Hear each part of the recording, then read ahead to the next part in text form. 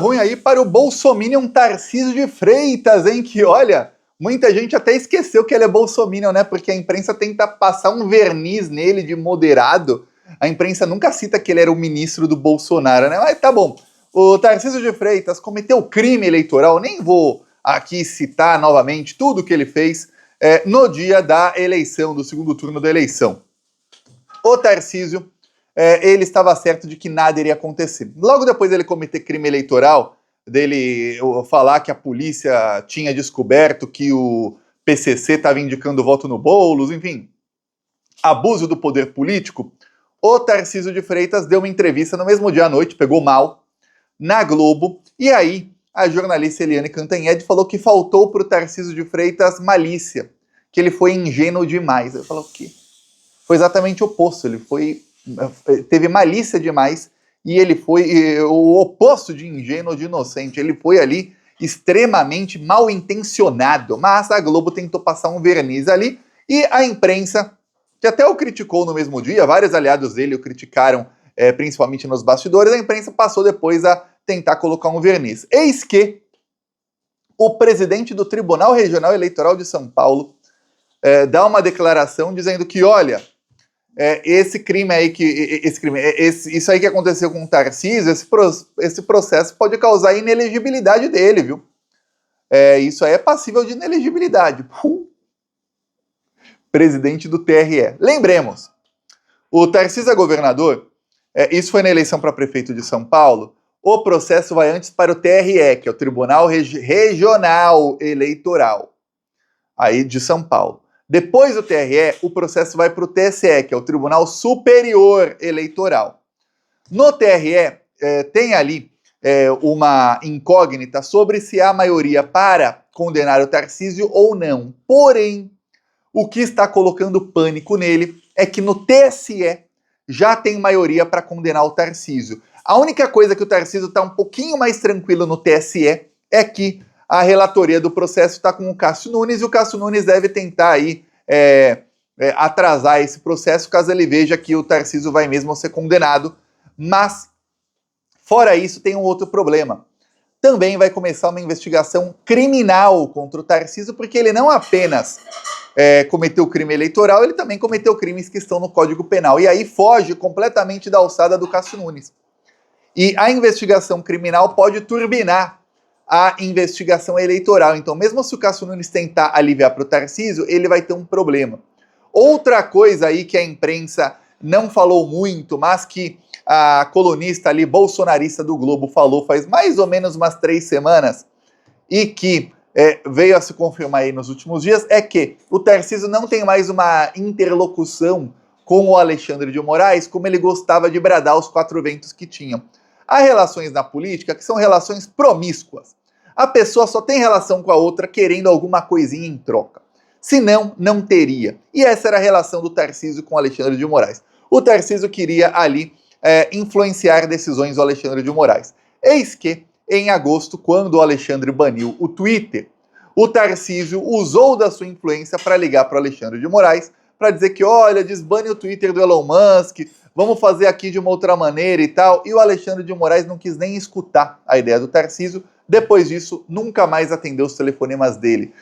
Pelo jeito, o Alexandre de Moraes percebeu, olha, não adianta ter relação com esse cara aqui, porque esse cara aqui só quer usar. Aí o Tarcísio ficava falando, eu via isso durante o ano inteiro, eu fiquei vendo matérias assim, principalmente no Globo, dessas colunistas bolsonaristas, e no Metrópolis do Paulo Capelli, que é o colunista bolsonarista, que foi quem deu, abre aspas, furo de reportagem sobre o PCC indicar voto no Boulos, a fake news, né? Partiu dele a fake news. Aí o que acontece? O Tarcísio, eles falavam o seguinte, o Tarcísio tem uma relação boa com o Alexandre, o Bolsonaro tá pedindo pro Tarcísio para ajudá-lo, o Tarcísio é quem vai aí fazer aí um meio de campo entre o Bolsonaro e o Alexandre de Moraes, o Tarcísio é quem vai conseguir a anistia para os bolsonaristas. Ficava naquela, o quê? E nunca saiu um resultado concreto de nada dessas intervenções do Tarcísio, mas servia para ele ganhar fama entre o bolsonarismo, né? Olha esse cara aí, e ganhar fama de moderado. Então, tanto a cúpula do bolsonarismo passava aí a elogiar o Tarcísio, dizendo que ele estava tentando ajudá-los, como a Rede Globo, etc., falava, olha que moderado que ele tem conexões até com o Alexandre de Moraes, etc, etc.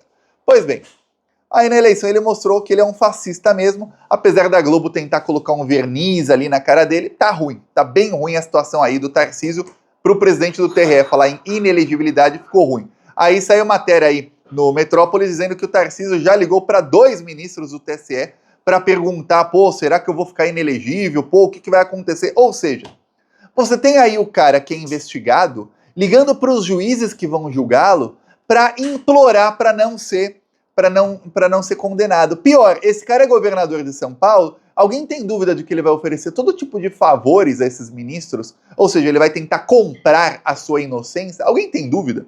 Ainda mais sendo um bandido bolsonarista? Não há dúvidas, né? O problema dele é o seguinte: tem hoje uma maioria que é contra o bolsonarismo ali no Tribunal Superior Eleitoral, e essa maioria tende a se manter até a eleição de 2026. Então tá ruim para ele. Ele só pode contar aí com o amiguinho dele, o Cássio Nunes, para aliviar para ele. E olha, dependendo da ordem que o Bolsonaro der, o Cássio Nunes vai para cima do Tarcísio também, tá? Aí, enquanto isso, a imprensa passou aí a atacar o Lula com fake news aí, falando que, olha, o Lula vai cortar gastos, vai cortar dos trabalhadores, vai cortar da multa do FGTS, da multa do trabalhador demitido, vai cortar do FGTS, etc, etc, etc.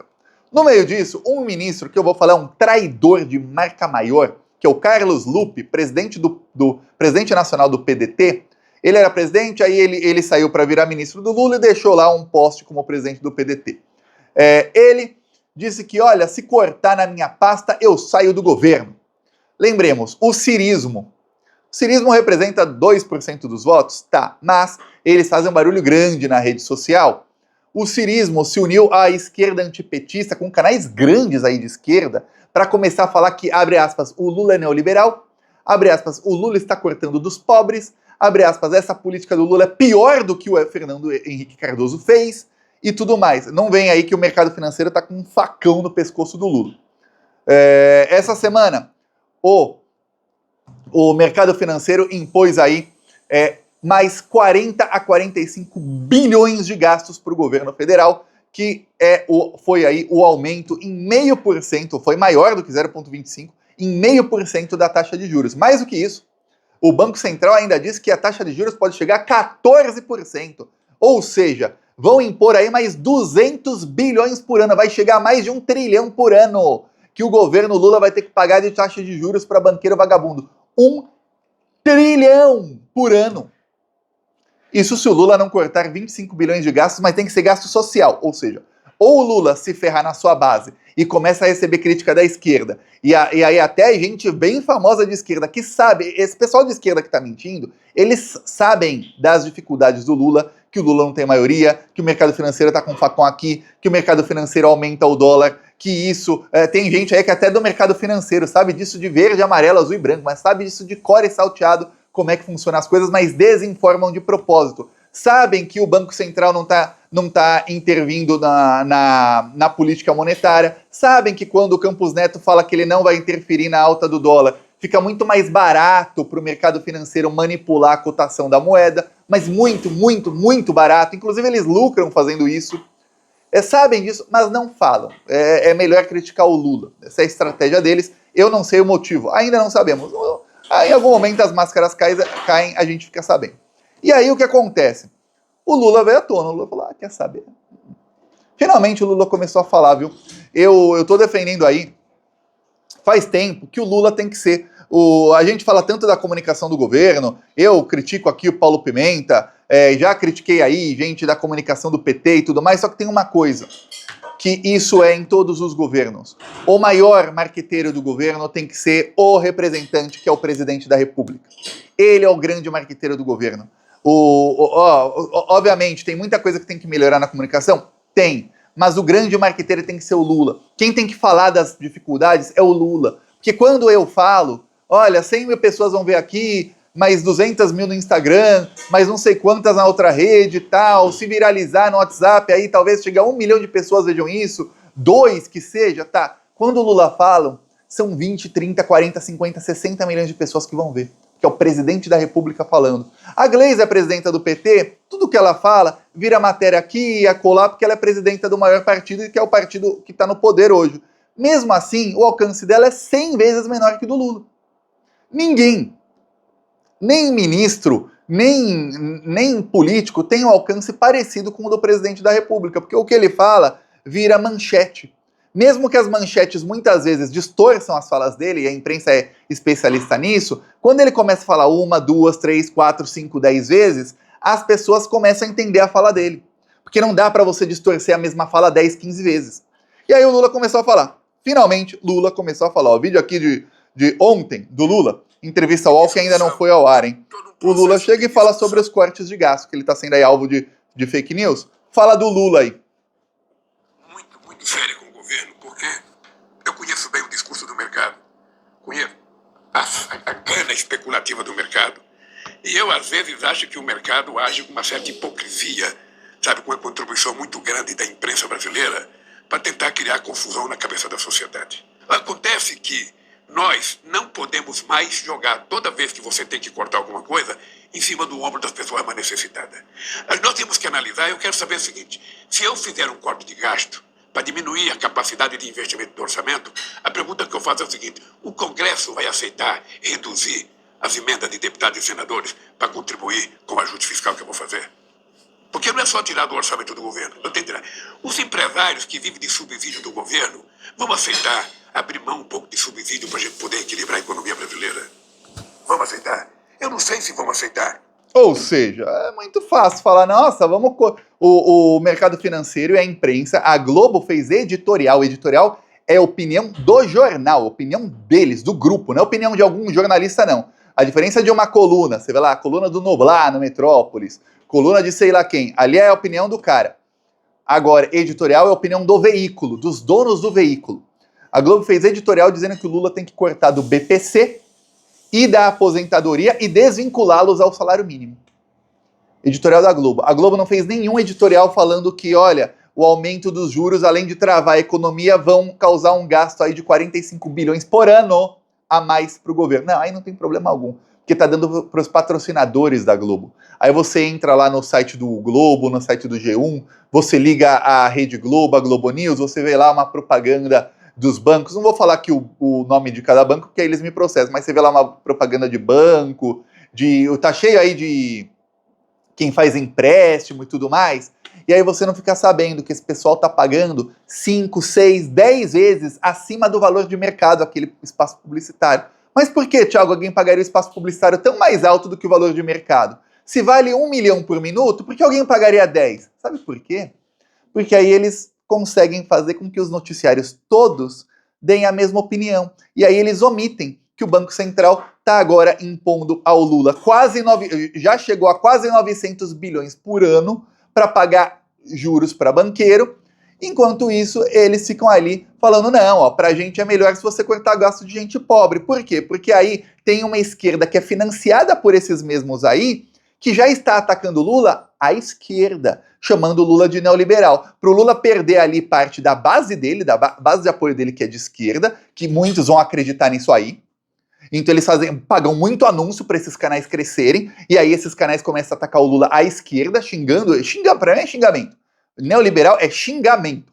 Xingando ele de neoliberal, aí com argumentos e tal, e tem que falar que é neoliberal, hein? Vamos discutir aqui sobre o quão neoliberal é o Lula. Olha, desinformando e despolitizando. Aí, eles cobram do Lula que o Lula tem uma ação que é extremamente impopular e, ao mesmo tempo, eles impõem um gasto. Se quisessem cortar gasto, por que não cortam mais de 500 bilhões de subsídio para empresário?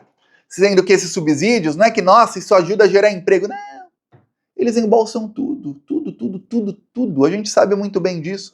É igual quando falavam sobre reforma trabalhista, da Previdência. Nossa, vamos diminuir os impostos sobre o salário do trabalhador, aí vão aumentar os salários. Não é nada, o empresário vai lá e vai embolsar esse dinheiro. Então, se tem subsídio, ele embolsa, ele não vai gerar mais emprego, ele não vai pagar mais para os trabalhadores, nada, ele embolsa isso aí. Mais de R$500 bilhão por ano em subsídios.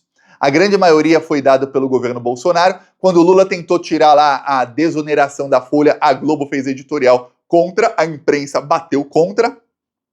O dólar subiu, chegou a 5,70 na época.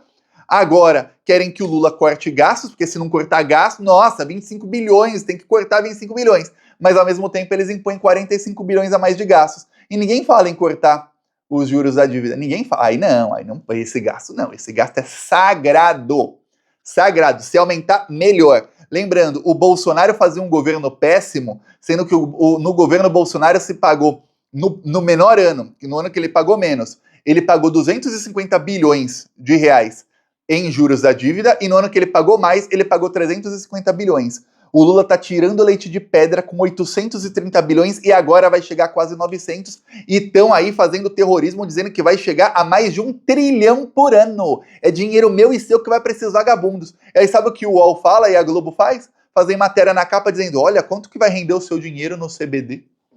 No CDB? Se você colocar seu dinheiro no CDB, vai render tanto, ó, que bom para você, trabalhador mais pobre, coloca R$1.000 no CDB, agora vai render não sei quanto.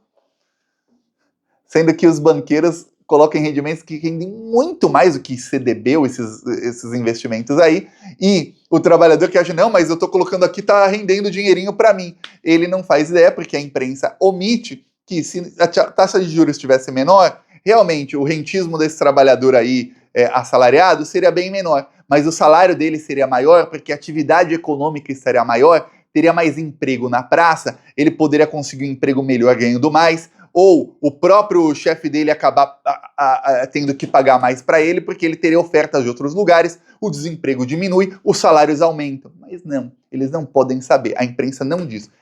Agora eu digo, é dever do Lula falar isso, dever.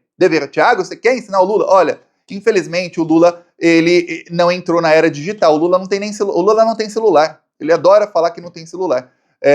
O Lula tem que saber, na era digital, ele é o marqueteiro do governo. Os outros, todos, outros influenciadores, aí o ministro da SECOM, etc., podem aí fazer chegar as pessoas, alguns com mais competência, outros com menos, às falas do Lula. Mas hoje, quem tem alcance nas redes sociais é o Lula, é ele que tem que falar, não tem como. Não tem para onde fugir. E dou até o exemplo, eu sempre cito aqui o exemplo do ex-presidente do México, que ele fazia o quê? Ele falava, ele era o cara que falava, saiu com 80% de aprovação e olha, contra todos os meios de comunicação, contra todos os grandes influenciadores do país, todos contra ele, todos com fake news contra ele. Pô, eu vou falar, eu acompanhei de perto. Era feio, igual as batalhas do Lula, mercado financeiro contra ele, tentando de tudo contra ele, só que ele ia lá. E todos os dias ele ficava... O Lula não precisa fazer isso tudo, não. Mas ele ficava 3 horas por dia batendo forte. 3 horas por dia de ele lá. O Lula não precisa disso, não. Se ele dá uma entrevista, 2, 3 entrevistas por semana, curtas, e joga real, ele já consegue trazer o povo pro lado dele nessa briga. Porque ele precisa do povo do lado dele. Se ele não conseguir levar as pessoas pro lado dele, ele vai perder essa queda de braço. Eu peço aí a sua inscrição no canal. Seguimos aqui na luta. Falou!